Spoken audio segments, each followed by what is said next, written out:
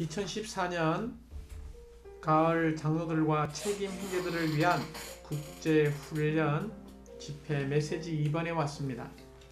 교회에 대한 하나님의 목적 두 번째 시간입니다.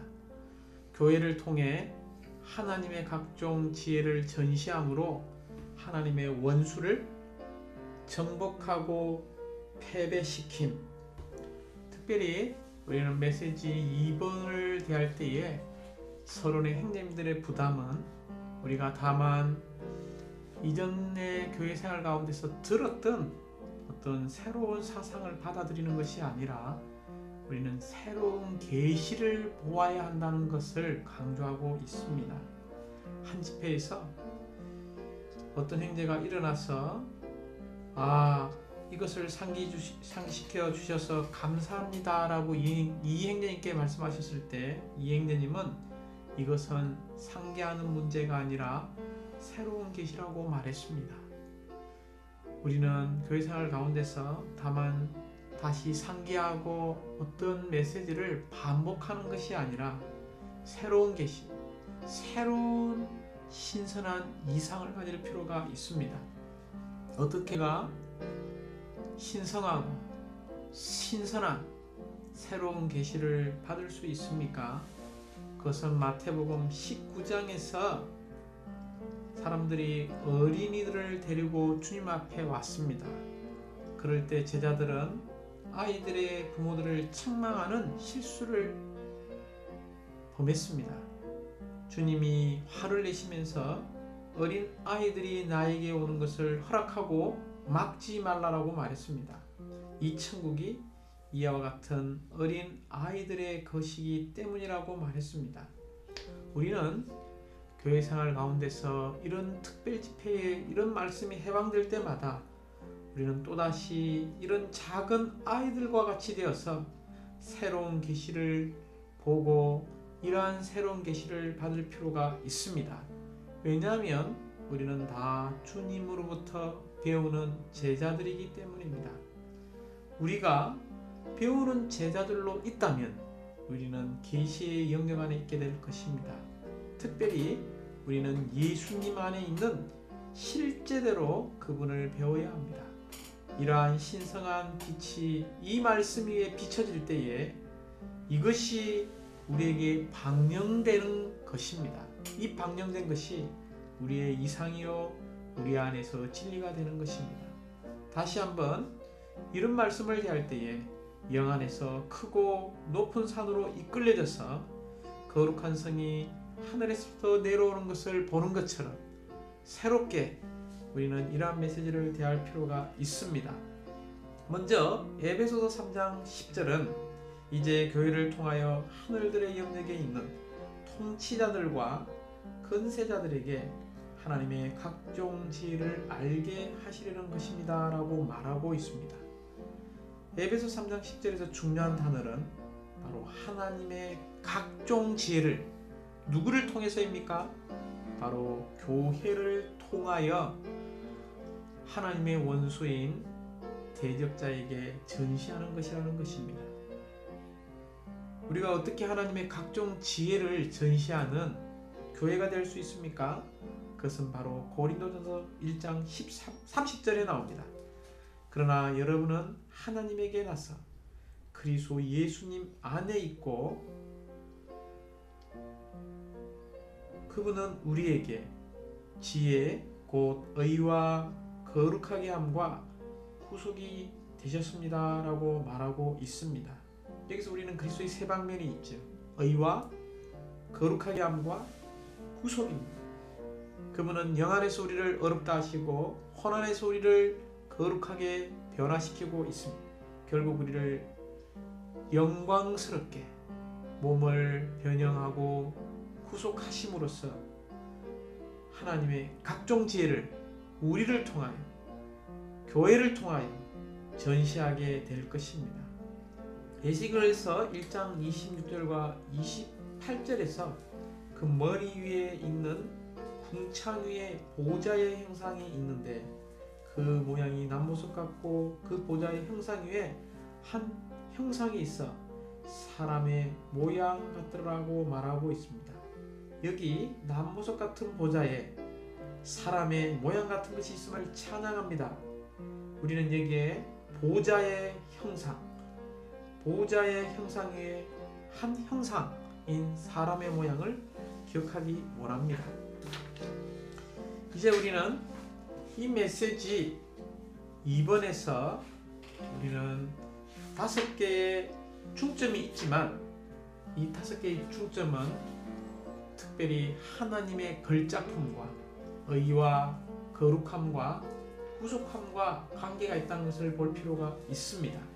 로마서 1번에서 우리가 붙잡아야 할 단어는 우리가 하나님의 걸작품이라는 것입니다. 하나님의 걸작품을 기억하시기 원합니다.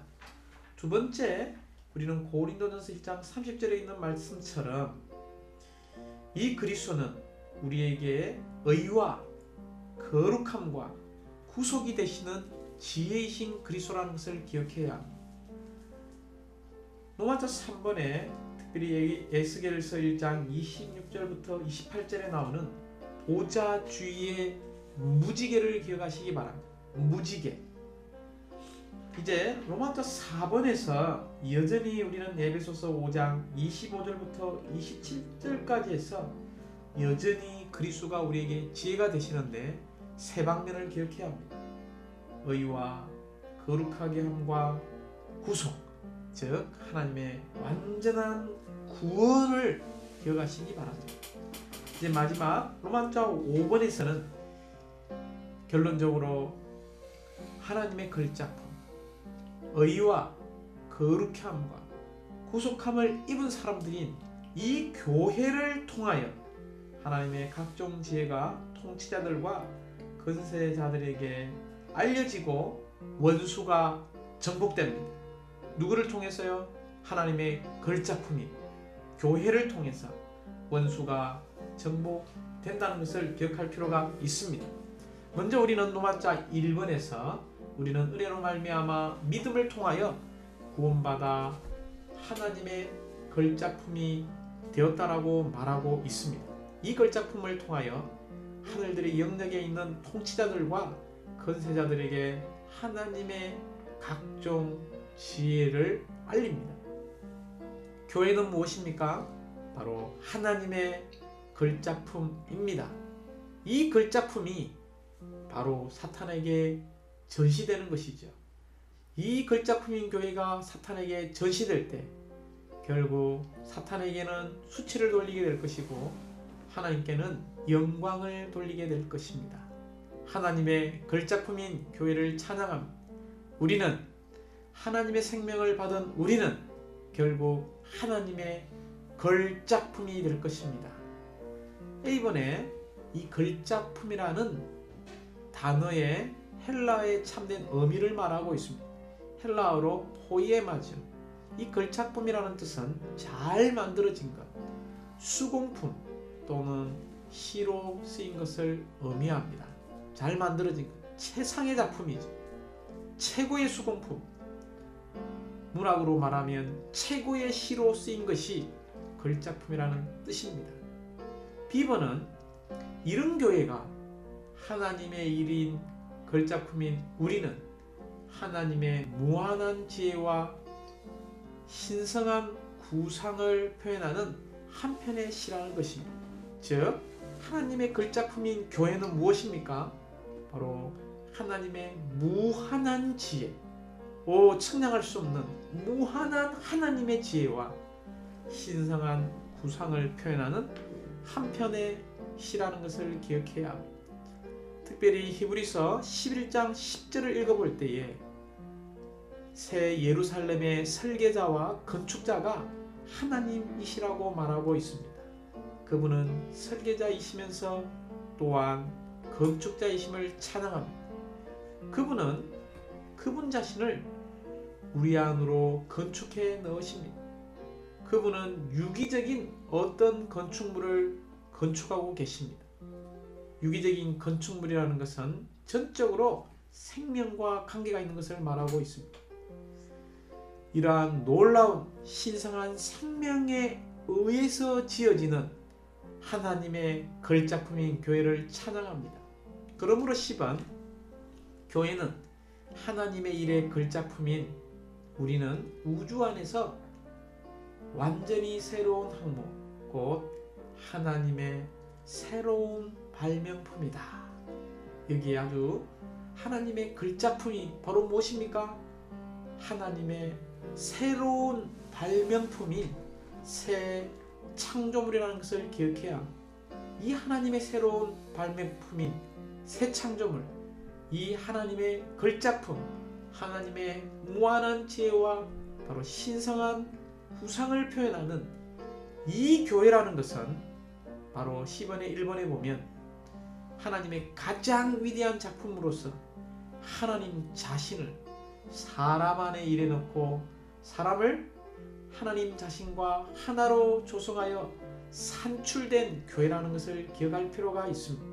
하나님의 가장 위대한 작품은 생명이신 하나님 자신을 사람 안에 일해놓고 사람과 하나 되는 교회를 말하고 있습니다. 에베소서 3장 16절부터 19절을 볼 때에 아버지께서 우리를 강하게 하셔서 속사람에 이르게 하시고 우리의 속사람에 이르게 하시고 그리스도께서 믿음을 통하여 우리 마음 안에 거처를 정하게 하시며 결국 우리는 어떻게 됩니까?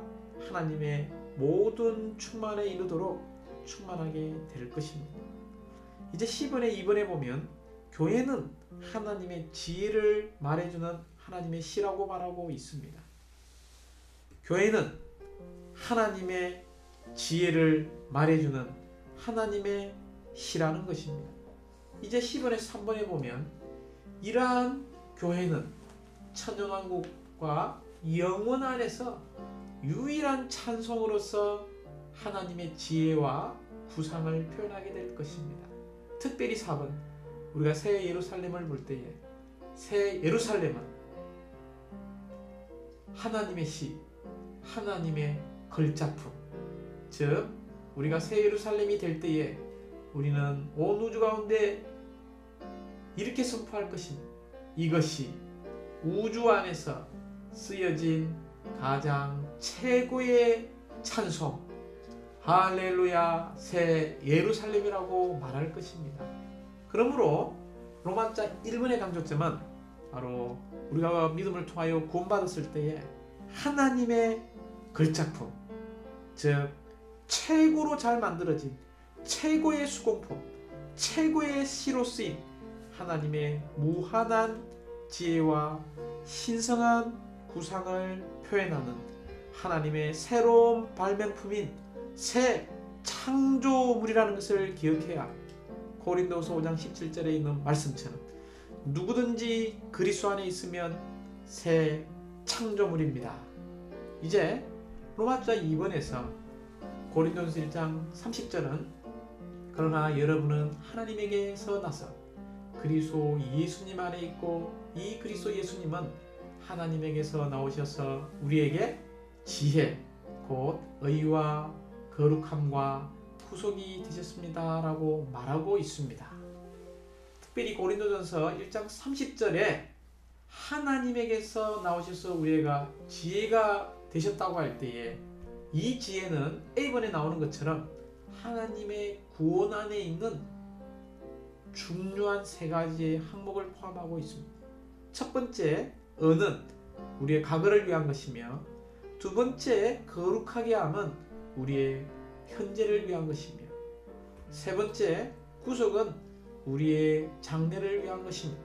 첫 번째, 우리의 과거인 이 은은 우리가 영 안에서 거듭나서 신성한 생명을 받는 것이며 두 번째, 우리의 현재를 위한 이 거룩해 함은 우리의 혼, 즉 우리의 생각과 감정과 의지가 변화되는 것을 말하고 있습니다. 세 번째, 우리의 장래를 위한 구속은 우리의 몸의 구속, 즉 그분의 신성한 생명으로 우리 몸이 변형되어서 그분의 영광스러운 모양을 갖게 될 것입니다. 그러므로 우리 그리스도인으로 태어났다면 이 그리스도인은 세 방면의 구원이 있는 것을 기억해야 합니다. 영 안에서 우리가 어렵게 되는 구원과 혼 안에서 거룩해 되는 구원, 마지막 우리의 몸이 구속되는 영광스럽게 변형되는 구원이 있다는 것을 기억해야.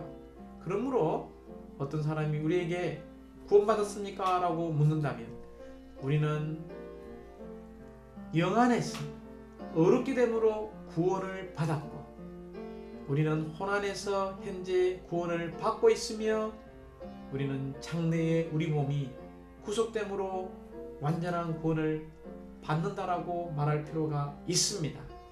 이제 B번에 의와 거룩하게 함과 구속은 다만 우리의 과거와 현재와 미래와 연관된 것만이 아니다. 우리는 매일 의와 거룩하게 함과 구속이신 그리스도가 필요하다. B번의 강조점은 우리에게 매일의 체험이 필요하다는 것입니다.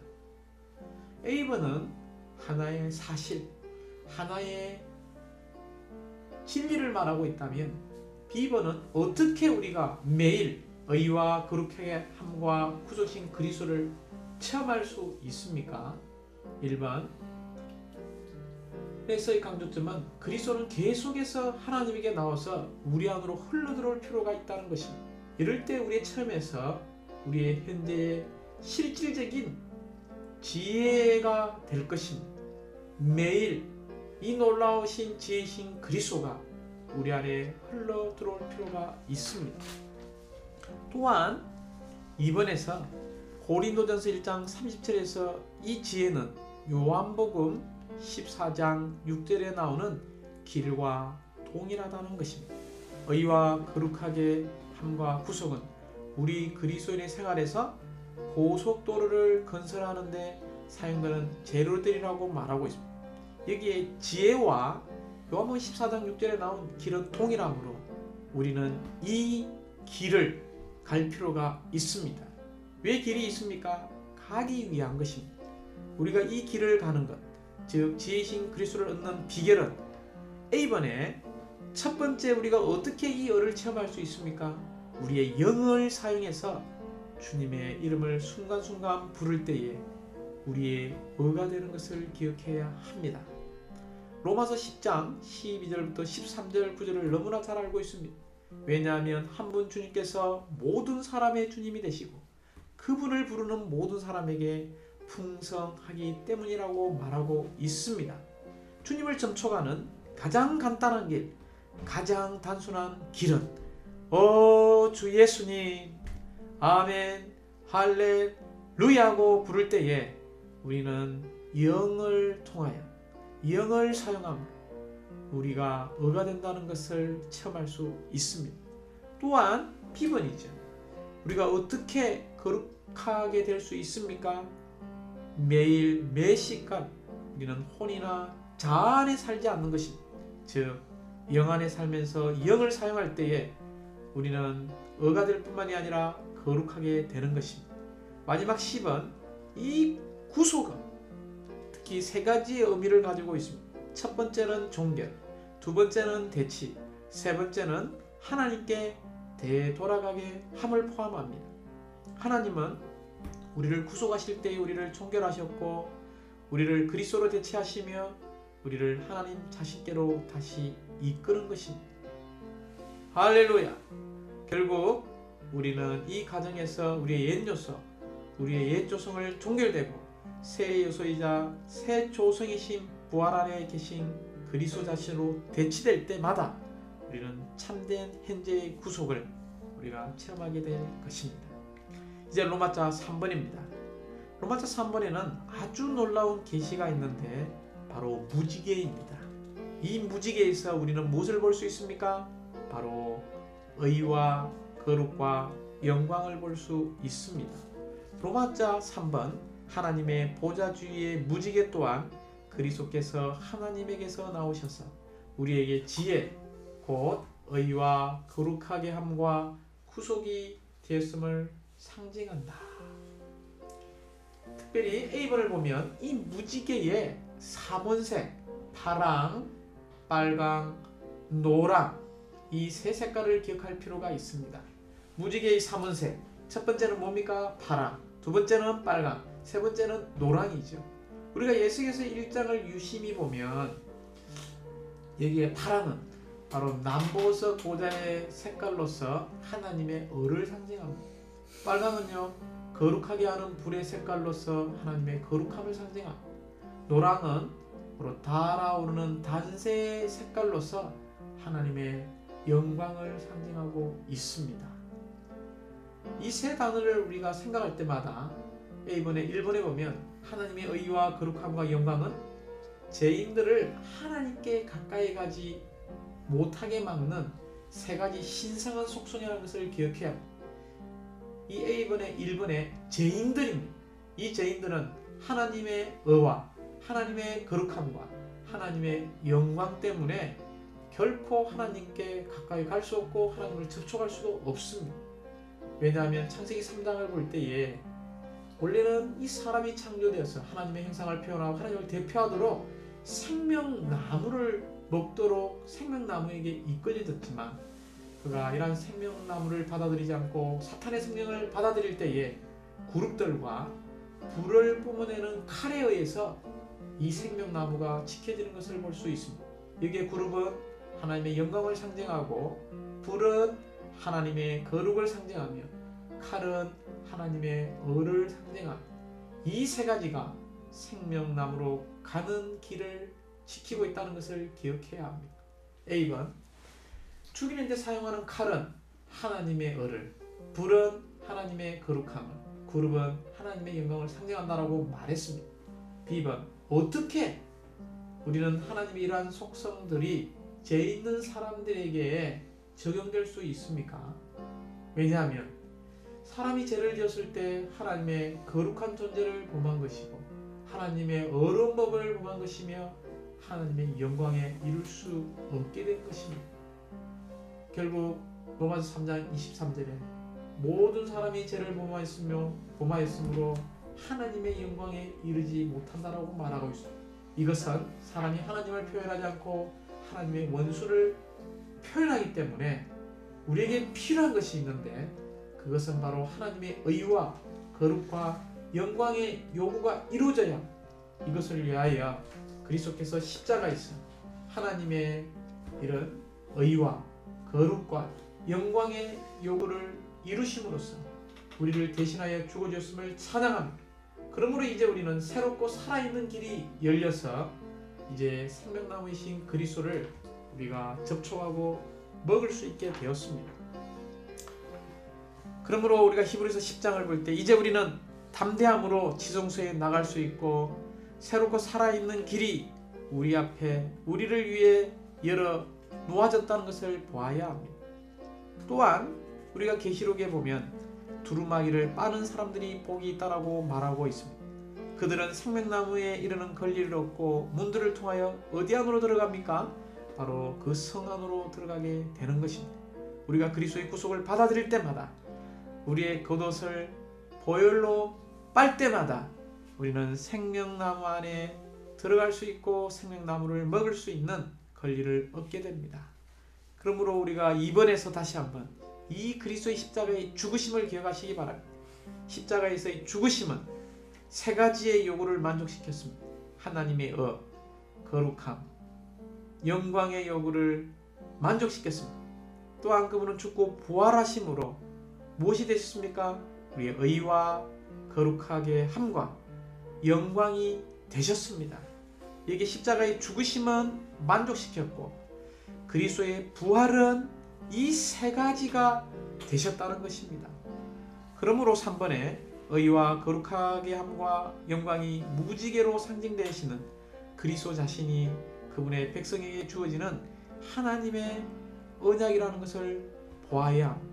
우리는 창세기에서 특별히 노아 홍수 때에 이 땅을 멸망시키지 않을 것이라는 이런 무지개를 통해서 언약을 세운 것을 볼 수 있습니다. 이사야서 42장 6절에서 나 여호와가 어로 너를 불렀은즉 내가 너의 손을 잡아 너를 보호하며 너를 세워 백성의 언약과 이방의 빛이 되게 하리라고 말하고 있습니다. 그리스도가 우리의 언약이요 우리의 새 언약이심을 찬양합니다. 또한 히브리서 8장 10절과 12절에서 새 언약이 나옵니다. 내가 그들에게 하나님이 되고 그들은 나에게 백성이 될 것이라고 말하고 있습니다. 하나님은 우리를 상속하시고 우리는 그분을 또한 상속합니다. 이러한 놀라운 하나님의 언약을 찬양합니다. 이 언약, 이것이 결국은 하나님에게 나와서 그리스도가 우리에게 지혜가 되셨다는 것입니다. 우리의 영이 거듭나고 우리 혼이 변화되고 우리의 몸이 변형되는 것을 말하고 있습니다. 결국 이 무지개를 볼 때마다 우리의 의와 거룩함과 영광이신 그분의 존재와 똑같이 만들겠다는 신실한 그분의 새 언약을 우리는 붙들 필요가 있습니다. 이제 4번, 5번을 다뤘고 6번에 보면 이 무지개의 영적인 실제가 오늘날 우리 안에서, 우리가 생활하고 있는 교회 안에서 나타날 필요가 있습니다. 이제 B번에 무지개는 하나님께서 더 이상 죽음의 심판이 없을 것이라는 그분의 언약을 신실하게 지킬 것을 나타내는 표징이므로 우리는 어디서 살아야 합니까? 바로 새 언약 안에 살아야 합니다. 새 언약 안에 살 때에 어떠한 실패나 약함이나 어둠이나 부정적인 것도 우리는 믿지 말고 오직 우리는 언약을 맺은 백성이며 우리의 모든 사항의 필요를 채우시는 약속의 말씀을 가질 필요가 있습니다. 로마서 4번은 에베소서 5장 25절부터 27절까지에서도 하나님의 각종 지혜이신 그리스도를 나타내는 이런 의와 거룩함과 이러한 구속을 볼 수 있다는 것입니다. A번에 에베소서 5장 25절은 그리스도께서 교회를 사랑하셨고 교회를 위해 자신을 주셨다라고 말하고 있습니다. 여기서 그리스도는 우리의 구속자이시고 심지어 법리적인 구속을 성취하심으로 하나님의 의의 요구를 만족시키셨습니다. 에베소서 5장 25절은 바로 하나님의 의를 강조하고 있습니다. B번 에베소서 5장 26절은 그리스도께서 말씀 안에 씻는 물로 교회를 깨끗이 하여 거룩하게 하신다라고 말하고 있습니다. 즉 에베소서 5장 26절은 바로 거룩하게 하게 함을 말하고 있습니다. C번 에베소서 5장 27절은 그리스도께서 영광스러운 교회를 자기 앞에 세우신다고 말하고 있습니다. 이것은 무엇을 말하고 있습니까? 그분의 신성한 생명을 분배하는 영광스럽게 함을 통해 우리의 몸을 구속하는 것을 말하고 있습니다. 그러므로 에베소 5장 27절은 바로 하나님의 영광을 보여주고 있습니다. 이제 마지막 로마자 5번입니다. 이런 하나님의 의와 하나님의 거룩하게 함과 하나님의 이런 영광스러운 하나님의 지혜이신 그리스도를 우리가 분배받는 교회가 될 때에 이 교회를 통하여 하나님의 각종 지혜가 통치자들과 권세자들에게 알려지고 원수가 정복될 것입니다. 원수가 어떻게 됩니까? 바로 정복되고 원수는 패배되게 될 것입니다. A번에 하나님께서 사람을 창조하신 것은 첫 번째 목적이 뭡니까? 바로 하나님의 형상 안에서 하나님을 표현하기 위한 것입니다. 두 번째는요, 바로 하나님의 권위를 가지고 하나님을 대표하여 하나님의 원수를 처리하기 위한 것입니다. 형제자매들 기억하시기 바랍니다. 우리는 교회로서 하나님의 아들의 자격을 갖도록 미리 정해졌습니다.